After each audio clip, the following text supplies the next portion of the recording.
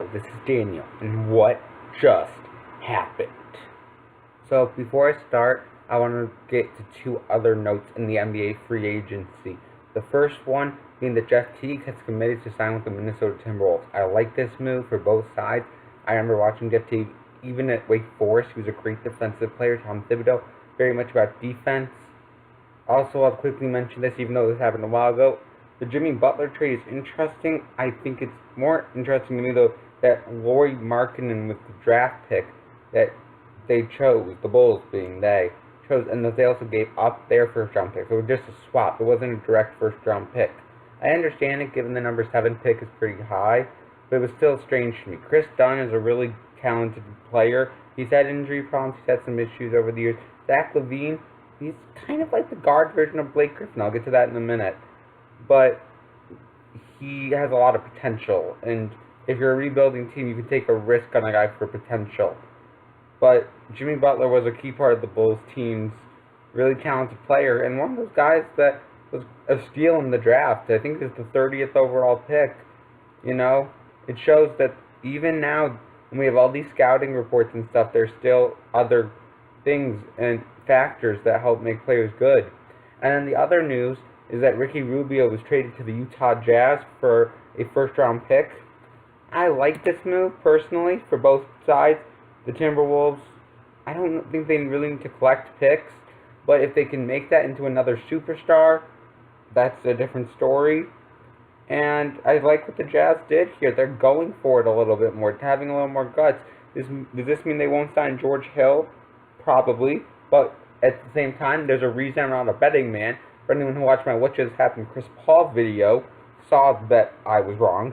And that's the topic of the night. Blake Griffin just signed a max deal with the LA Clippers for over $170 million, I believe it was. And this is a really weird thing to me. I don't know what to think of it yet. So first of all, you trade Chris Paul away if you're the Clippers. So it looks like you're more into rebuilding, but then you go sign Blake Griffin. Now, if you're Blake Griffin, why would you want to stay with the Clippers? Well, they can offer the most money. That'd be the biggest incentive. But I still think that this team is just not complete enough. They need to add at least one more big piece. Very similar to what the Rockets need to do. But the difference is the Clippers need to replace Chris Paul, not add Chris Paul. And it's just really weird. I don't know what to think of it yet completely. Blake Griffin's a very talented player. Although he's really known more as a dunker, he has become a much more complete player in the last few years, developing a better jump shot and being a better rebounder and even a better defender than he was at one point. He was the first overall pick out of Oklahoma by the Clippers, must have been 6 or 7 years ago now. He was injured his whole first year, but he's been pretty good ever since. He's done some crazy things. He dunked over a car. This is not a Photoshop photo, by the way. That was him actually stuffing his arm in the hoop a la Vince Carter. And it's just, I think that the Clippers aren't doing the right thing with this, honestly. If you're going to rebuild, you should commit to rebuilding. And I understand why they did it, because if you don't get anything for a franchise player, it's hard. And in this day and age, everyone resigns players, or tries to. So it's hard to just see him walk for nothing. But if you're going in a new direction, it would have been something I would have at least considered. Of course, the Clippers might have very well considered it. Doc Rivers is both the head of management and coach, so he knows these moves better than anyone.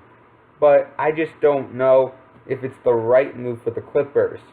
I think DeAndre Jordan should still be the main guy, but I think Griffin can be the main offensive guy. They could have a really good offensive-defensive backcourt there. And I just think that the Clippers are not going to be contenders. So you're putting a lot of money in on someone. And also, it also means it's going to be harder if they wanted to sign Paul George. I know everyone said Paul George wanted to go to the Lakers, but a big selling point for them was location.